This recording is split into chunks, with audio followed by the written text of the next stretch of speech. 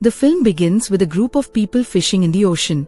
As the captain, after drinking water, throws a plastic bottle into the ocean, a painful scream pierces their ears. They are terrified. At this moment, the fishing net they had pulled out of the ocean suddenly bursts, and a terrifying creature resembling a human emerges from the net in a rage.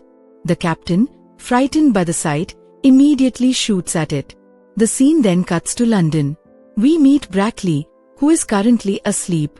Suddenly, his phone rings, and he wakes up in panic. He received a message asking him to go on an emergency mission. It turns out he works for the UN Intelligence Task Force. Brackley quickly wakes up his son and tells him, "I have an emergency, and you need to go to your mother." At this point, Sergeant Henna has come to pick Brackley up, and she's furious that Brackley wants to drop his daughter off at her mother's house first, using her own car.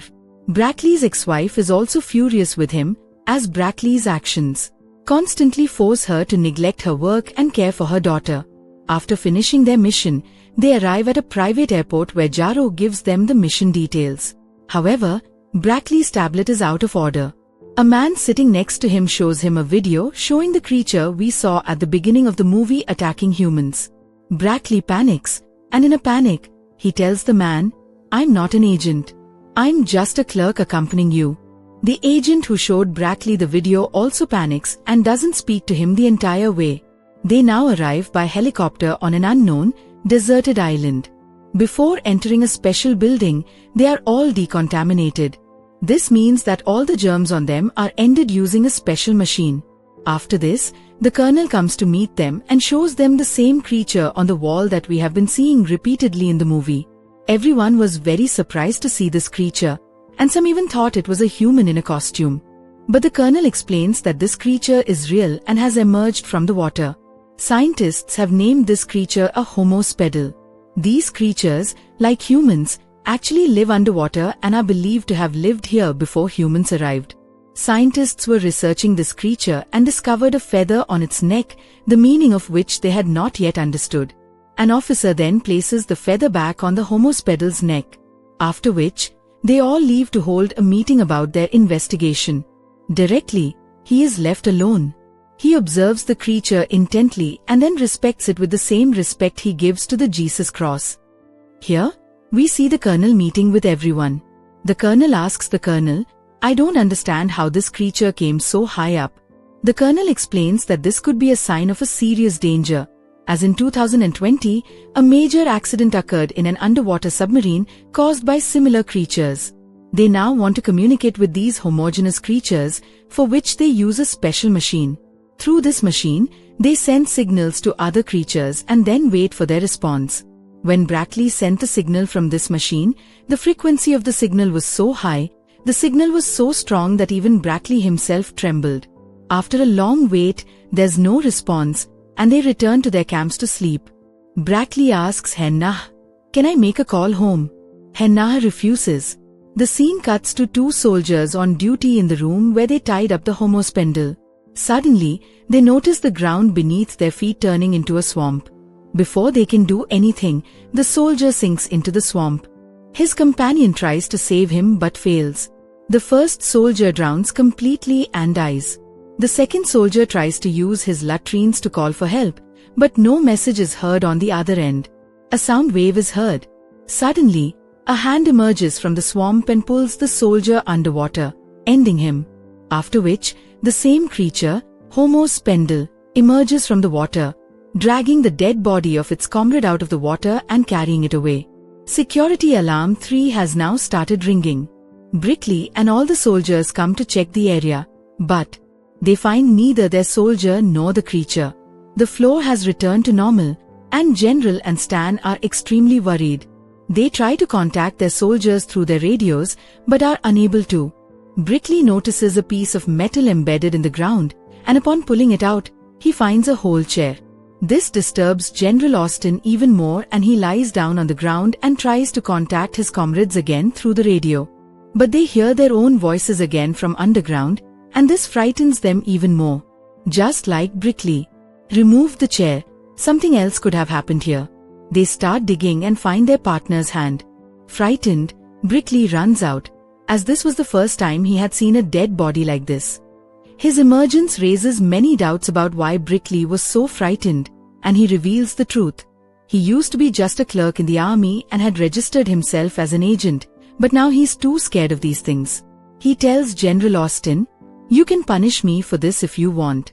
But General Austin tells him, "It doesn't matter now whether you're an agent or not. You're working for us. That's the important thing." Here, Nihana, along with Brackley, is furious because such missions often take years to complete, and Brackley had mistakenly taken this mission, having barely arrived after months of training. Hina then tells her about her unit, stating that it was created to research supernatural phenomena. Before Hina can explain further, a commotion erupts. News arrives that the same creature has been spotted on the beach. Everyone rushes to the beach to speak with it, and Brackley is given a camera to capture it. General Austin tells everyone to drop their weapons and, through a translator, welcomes the creature to Earth. Austin then calls her to Earth because he wants to meet with these creatures and find out why they are now appearing above water. The creature initially refuses to meet and tells General Austin that they ended him, and now they want revenge. Austin replies, "You ended us too, but we don't want revenge. We want peace, and that's why we need a meeting with you." The creature, aka Homospendle, agrees, but on the condition that the Homospendles will speak not to just one person, but to the entire world. Upon saying this, similar Homospendles begin emerging from the oceans all over the world, and the world is terrified by this strange sight. Alerts start ringing on everyone's phones, and the situation becomes terrifying.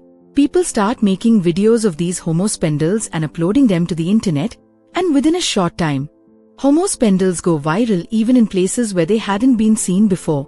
At this point, no one attacks any of the Homospendles, as General Austin had ordered that he first speak to the Homospendle leaders.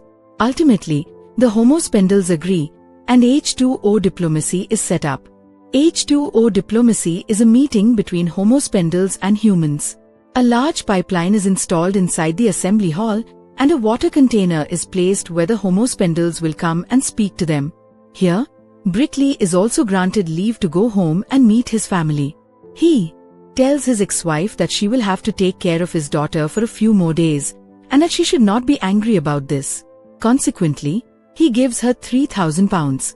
A short while later, we are shown a scene from the assembly hall where numerous army generals, political leaders, and journalists gather in the assembly hall to meet with the Homospendles. Journalists were forbidden from recording anything here today. The military had surrounded the area, and as soon as they saw one of the journalists' drones approaching a window of the building, they shot it down. As the meeting was strictly secret, we see that Brickley had also come for the meeting, and then the agent he had replaced also arrives. He starts causing a scene, and the security guards, thinking him to be insane, remove him from the scene. Seeing this, Hana and Brickley enjoy themselves. Brickley, though accidentally, had the opportunity to attend the meeting, and thus, a civilian had joined in. From the outside, it is shown that the water tank has stopped flowing because a pipe had broken. Engineers immediately begin work, repairing the pipe and filling the tank in the assembly hall, after which, the same Homospendles enter the tank. At this time, along with this Homospendle, there were two other human-like creatures and a fish that could talk. A Homospendle named Salt, who had arrived this time, revealed a surprising fact. She could speak and understand all the languages in the world. That's why she came to talk to humans. The human leader gives a welcome speech, and Salt interrupts him by having her guards throw 2 eggs. She had actually had children who died before they were born, and she blamed the humans for this, saying that the filth and pollution caused by humans had made the ocean so dangerous that it had become difficult, if not impossible, for her researchers and their offspring to survive and produce new offspring. The female ambassador was about to apologize when Saul interrupted her again, saying they would only speak to Brickley. Hearing this, everyone is shocked and turns to Brickley in astonishment. He wasn't an ambassador or an agent. He was just an ordinary civilian, posing as an agent. Brickley awkwardly gets up and tries to explain to everyone, "I'm just an ordinary civilian. What am I supposed to talk to you about?" But Saul tells him, "We don't want to talk to you because you have power. We want to talk to you because you're the only one who treated us with respect. You treated us the way you treat your Jesus cross, and that's what we loved. That's why we want to talk to you, not anyone else, because we believe you'll be able to hear us and understand us. She then shows Brickley's actions to everyone else in the form of a video, and finally, Brickley agrees to talk to him. The meeting ends for now, and Brickley is captured by the unit's commander, who now appears in Aladiki and asks Brickley, "Who are you? Tell me the truth. Why did you come here as a fake agent? What is your family background? Are you in cahoots with the Homo Spindles?" Brickley tries to convince them that he's nobody, just an ordinary human being.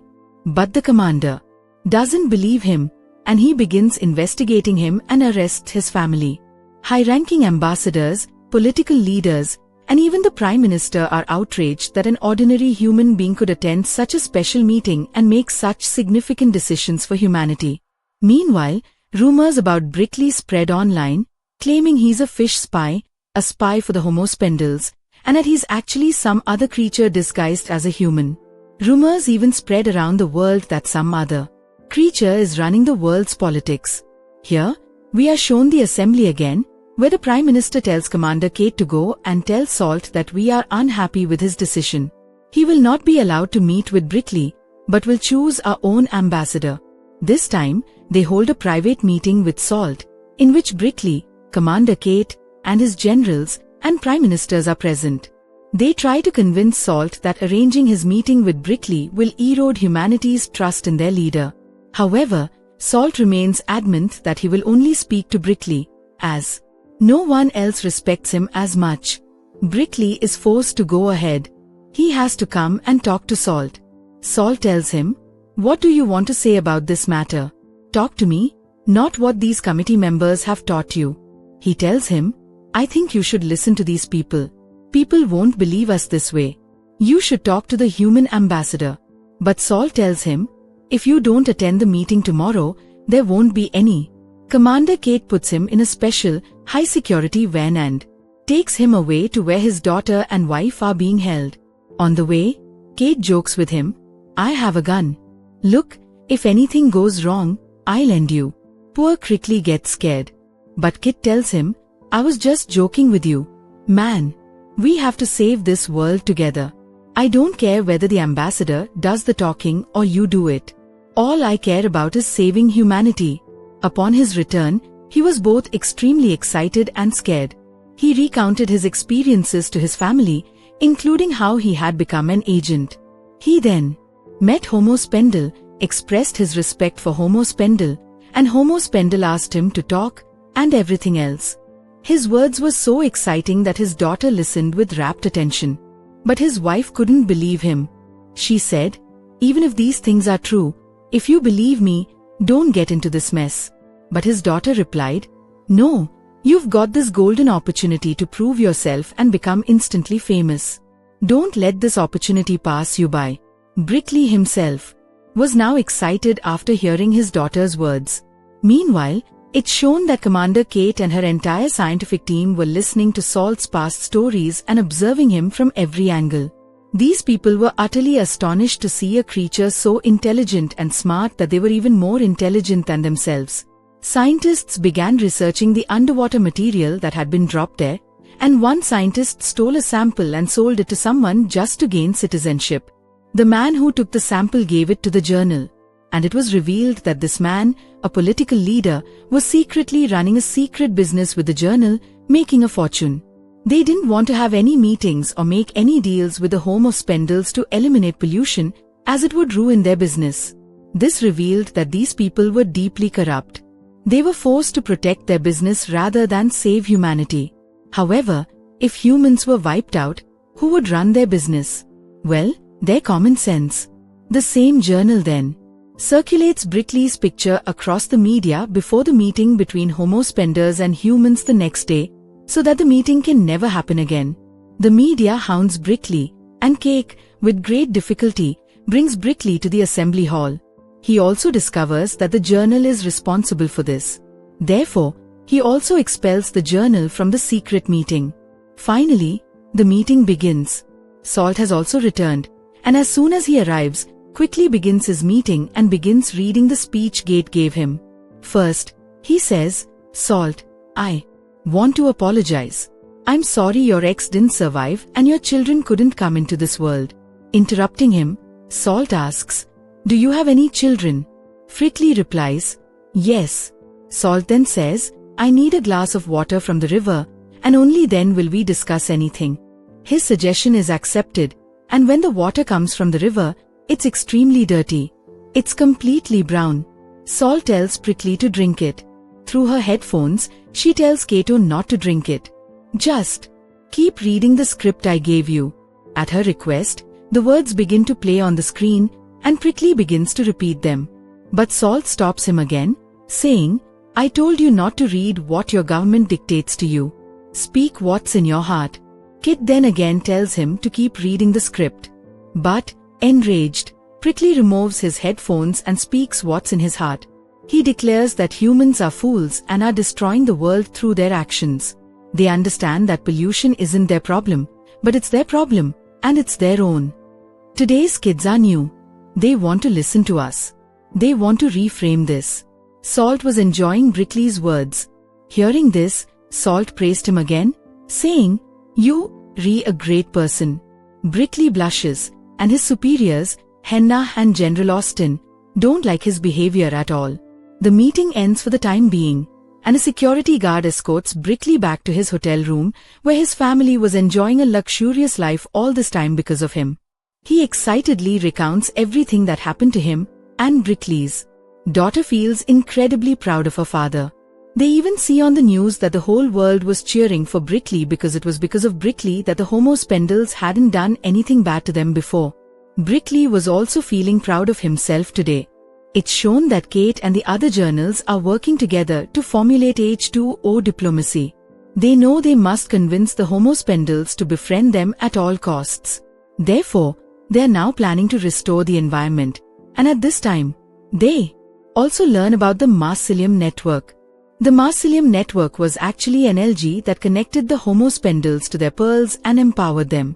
They planned to strengthen the Marcilium network to improve relations between them and the Homo Spendles.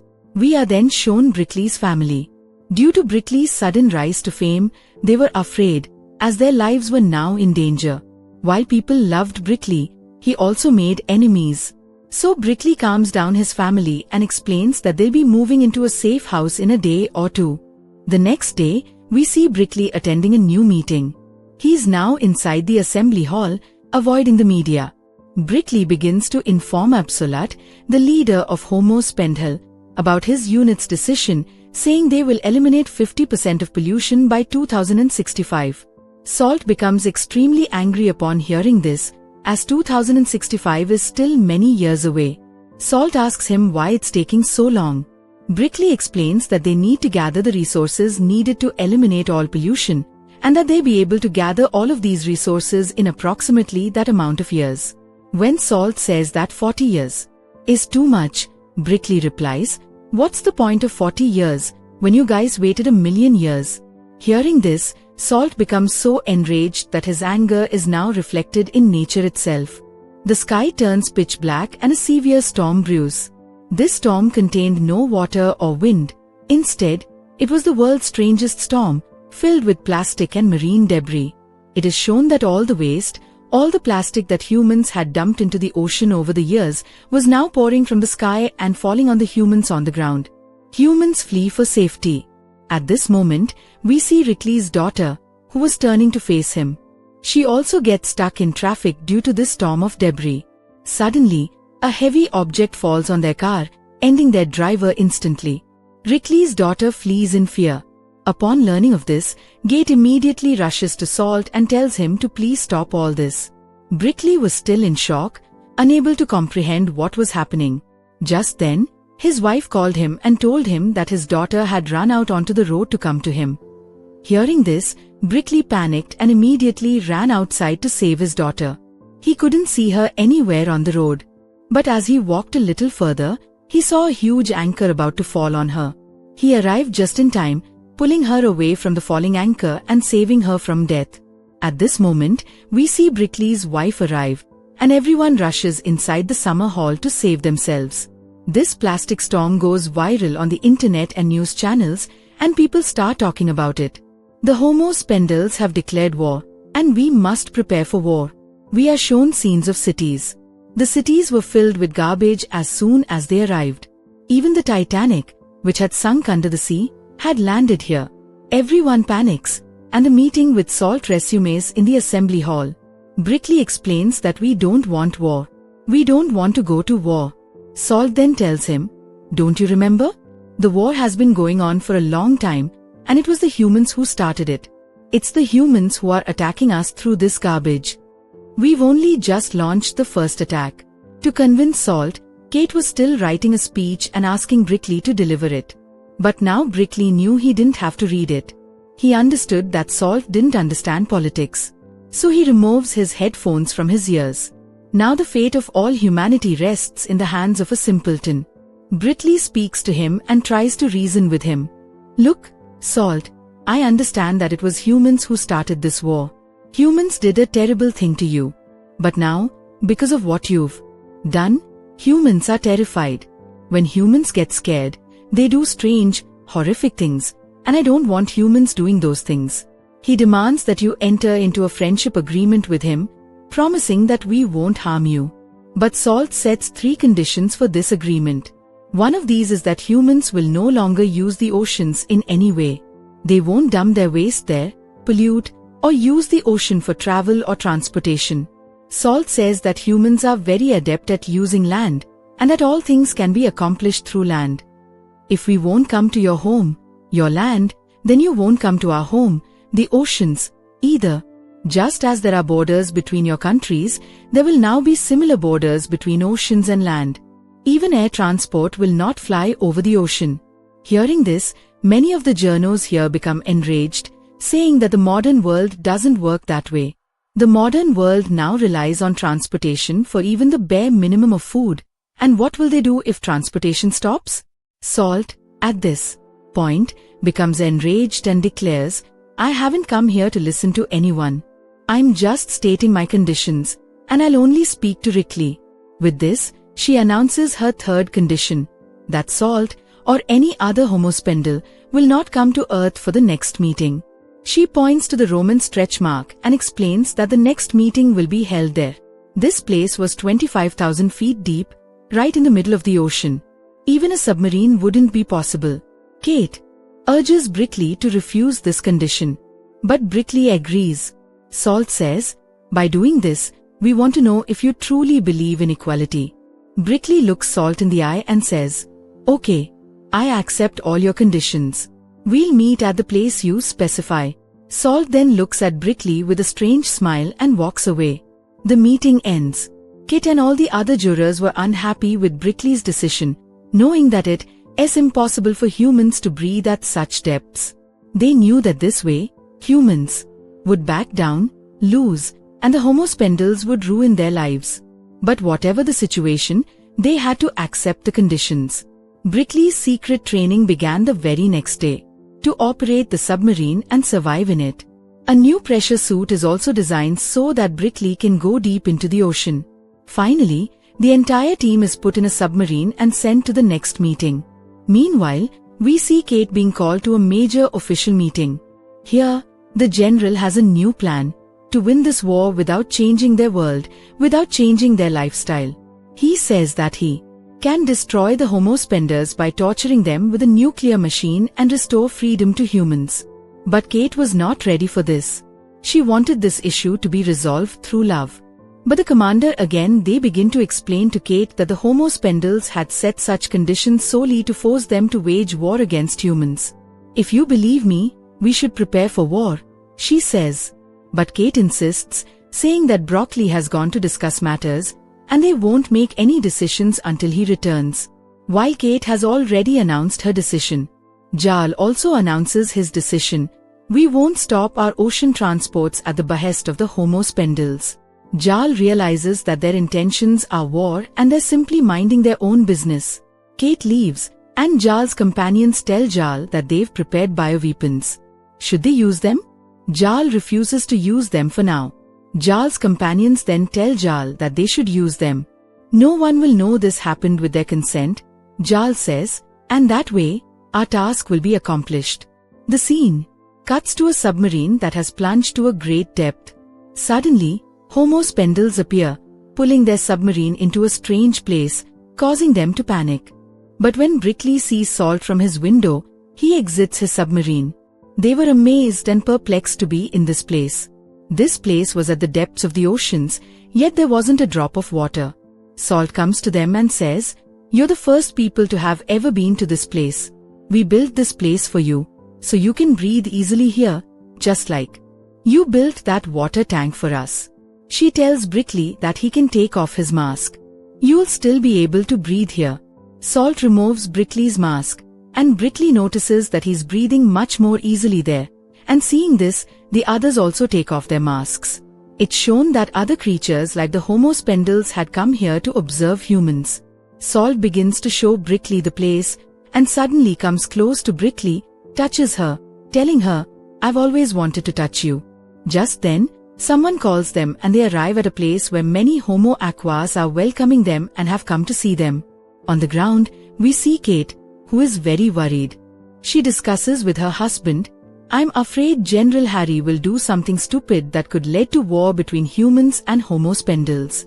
Kate then receives a call from her office. As Kate walks to the window to receive the call, her husband notices a sniper pointed at her.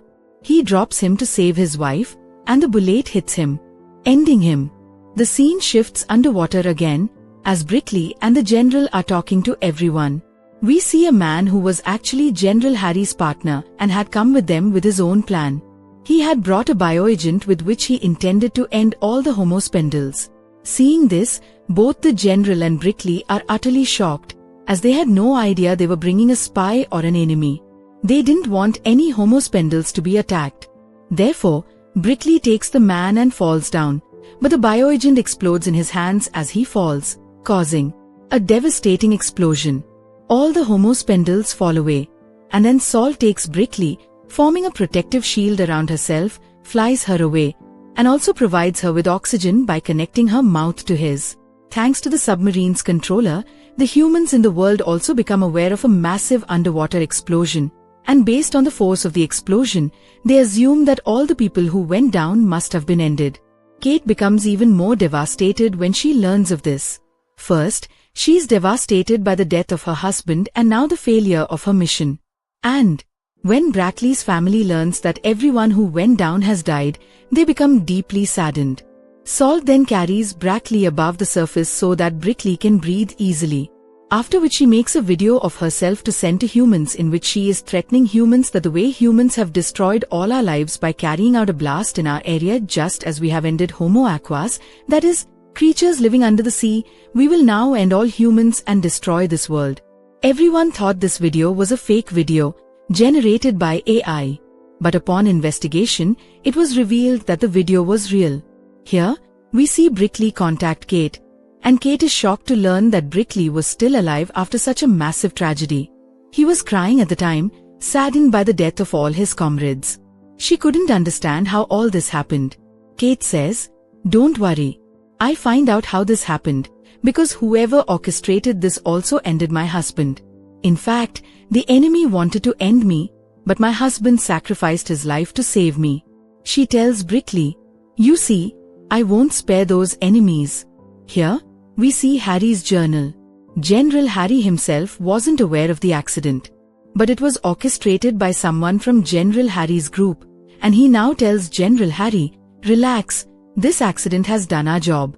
Brickley lands on the ground, and they grab Salt and begin shifting him to another side, as they can no longer release Salt, having threatened war. Brickley is displeased with this, but he can't do anything at the moment. From everyone's conversations, he deduces that they think Salt is the villain, even though Salt saved Brickley's life. During their conversation, Brickley takes the keys to the car behind which Salt's container was kept. They all assume Brickley is running away with Salt. But he wasn't. He even reverses the vehicle and throws the container into the water, freeing Salt to return to her world. He then jumps into the water himself, knowing that if he remained afloat, the humans would end him anyway. Because of Brickley's actions, Brickley was now branded a traitor. Meanwhile, a new team of Homo spindles arrives to investigate again. This time, Brickley wasn't there. Therefore, Kate herself speaks with them. Initially, these Homo spindles question Salt, as they saw the humans capture her. But Kate tells them that Salt escaped. The new Homo spindle chief then tells them that Salt escaped while saving a human during the attack. Therefore, she is now ours, and if you have her, hand her over to us. Secondly, you have attacked us in our own land, and you don't know the consequences. Perhaps you have no idea what we can do. Cat apologizes for the attack and assures them that it was carried out by a traitor among the humans, and they had no knowledge of it. The leader of the Homo spanders tells them that whatever happened is our loss. We, Homo equus, have suffered, and we will take revenge. We have a weapon that can destroy your entire world in a single stroke. Rust. He demonstrates by turning the iron rod in his hand into rust in a second and says that with this rust, we can destroy all your buildings in a second. And if you want us to prevent your destruction, you must accept all our conditions. You must clean up the oceans in every way within 5 years. You must find and return our prisoner, Salt, to us, and even after that, you must agree to all our conditions. Hearing all this, General Harry was terrified. He had to fix the mess his comrades had created, and he immediately ordered Salt to be found.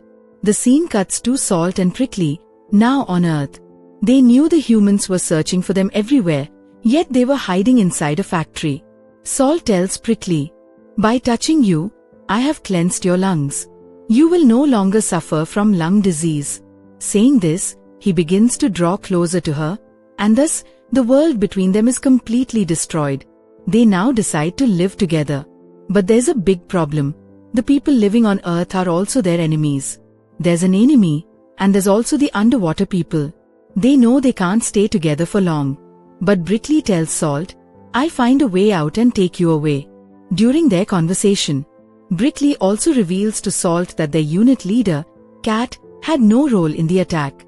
Cat is truly innocent, and the plot was carried out by someone with a vested interest in ending homicides. They decide to head to a location near the seashore. Salt will stay underwater, while Brickley will stay nearby on the shore.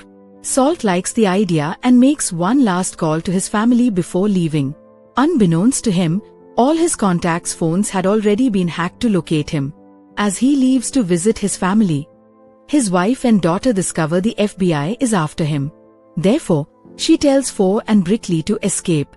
But before they can escape, they are surrounded by military personnel. On one side was Kate's team, and on the other were General Harry's soldiers. Both wanted to capture them. But then, Kate immediately contacts everyone and tells them not to do anything to Kate and Brickley, as they are innocent. They had actually discovered that the video of Salt they had seen was actually AI generated and a wish of General Harry's comrades. But no one was willing to listen to her at this time. Some soldiers even capture Brickley. Seeing this, Salt screams so loudly that everyone's ears burst and they jump into the water themselves. Seeing her leave, Brickley is devastated but promises himself that he will find her. We then see the new leader of the Homo spindles, Tite, who has now emerged from the water. He uses a special instrument to attract all the animals. They attracted mostly dogs, and they trap them in nets, hunt and eat them, much like humans. Hunt and eat fish. This action angers the humans, and when they confront them, Tite tells them, "You guys have been hunting fish for years. Just as dogs are your best and most loyal pets, fish are our pets too. We feel sad when you hunt and eat them." Meanwhile, in Cat's office, Kate learns that the Antarctic ice is rapidly melting, causing the water level on the ground to rise. She realizes that the Homo spindles are responsible for all this. If the ice continues to melt at this rate, the day won't be far off when the entire world will be flooded. This forces the humans to meet with the Homo spindles again, and Tit retorts, "You haven't even started your work yet. You haven't started cleaning the oceans. That's why we compelled to teach you a lesson." The meeting ends, and a short while later, we see Brickley reunite with his family. He was imprisoned at the time. He tells them that he goes out every night to look for Salt. But his wife asks, How are you doing when you're imprisoned? He reveals that he's made a good friend of one of the guards. Every night, he messes with the cameras and goes to the seashore to look for Salt. But he still hasn't been able to talk to her. He breaks down in tears as he confesses that he's fallen in love with Salt and that it's becoming difficult for him to live without her. The scene cuts to General Harry. He was still plotting with his group to eliminate the Homo Spindles. He had left a guard with Brickley who would obey Brickley's every command because he wanted Brickley to meet Salt, and they could use Brickley's power to end the Homo Spindles. One day, Brickley is given food through that guard. As soon as he eats, he falls unconscious.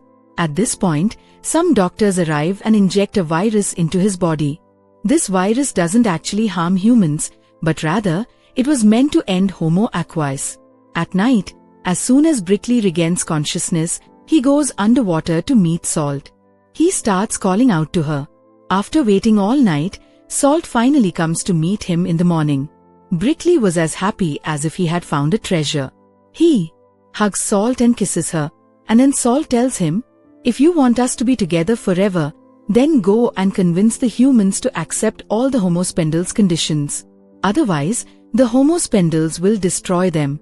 He says, "How can I explain this to you? The humans won't listen to me or obey me. You made me special for a while, but now my status is lower than that of an ordinary human." Salt says, "You'll have to convince the humans by any means necessary." Saying this, she disappears from the scene, even though she herself didn't want to leave Brickley. Following Salt's advice, Brickley speaks with Kate and her entire team, holding a meeting, and explains that Salt has asked him to reach a compromise with Tide so that both humans and Homo Spindles can live in peace. Hearing this, Kate is forced to consider what to do, as the Prime Minister and the General are not listening to anything Kate says. Then, one of Kate's colleagues suggests that they should speak to the Homo Spindles themselves without involving the Prime Minister and the General, as Kate is the president of the unit and has the authority to make such decisions. Kate likes this idea, and they begin sending signals to the Homo Spindles to meet. But strangely, not just hours, but days pass, and the Homo Spindles remain unresponsive, leading them to fear that they might be angry with them. Could the Homo Spindles be plotting a grand scheme or a trick against them? 4 or 5 days later, Homo Spindles began to appear on shores all over the world in strange conditions. They were dead. Their bodies were covered in strange pimples, and their mouths had been eaten away. The corpses were turning up in such large numbers that it seemed as if all the Homo Spindles had been ended. Kit was at a loss as to why this was happening. Scientists examined these Homo Spindles and discovered that they had been ended by a special type of virus, a synthetic virus only humans could create. This virus is harmless to humans, but it can end Homo Spindles. Kate also realizes that the program she learned about, called Surveillance, was probably General Harry's program, which sought to end off all Homo equus and leave only humans on this earth. He deeply regrets this cruel nature of humans. While Kate was grieving, she was informed that the Homo Spindles were coming to visit and sending signals. It turns out that Salt was coming to visit, and Salt always spoke to Brickley. Therefore, Brickley is immediately taken away. Upon arriving at the assembly hall, Brickley is informed about the virus that is ending the Homo Spindles, and he is deeply saddened by this knowledge. However, Kate tells him that they still don't know who created or spread this virus. During their conversation, Salt arrives, and Brickley is overjoyed to see her. However, Salt is completely depressed at this time.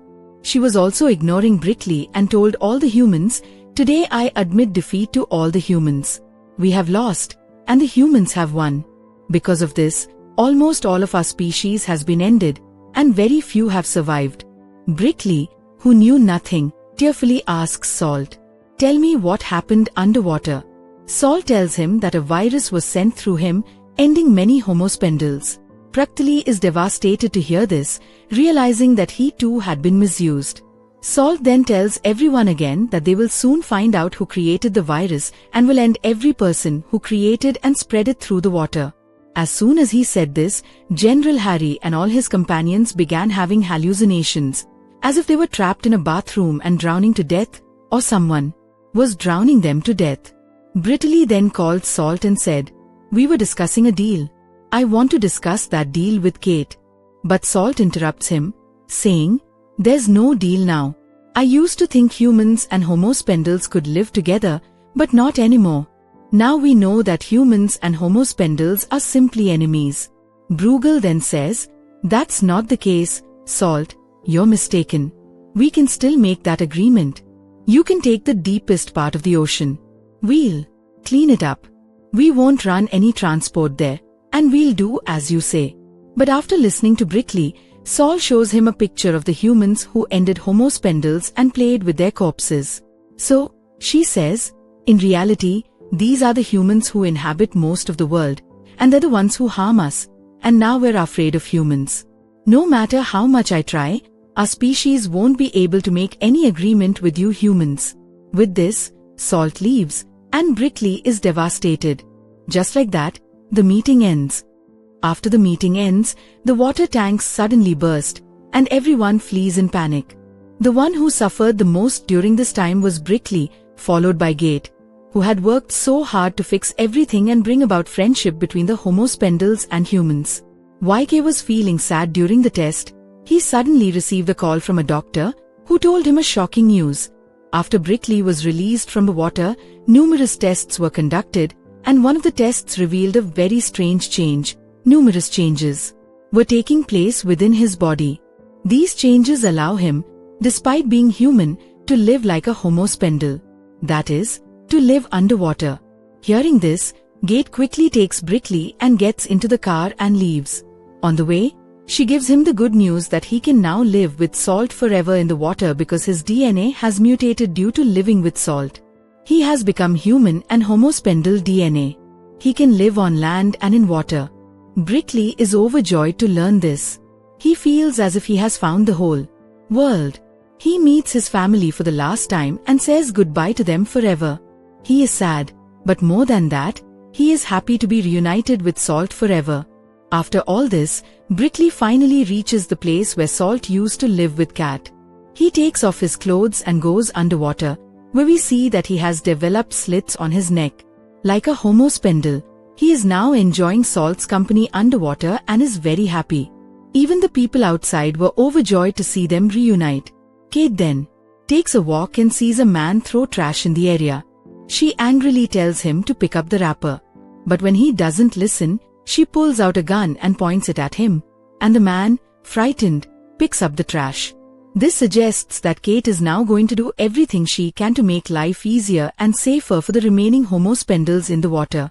And thus, the season ends with this. Thanks for watching Movie Explained.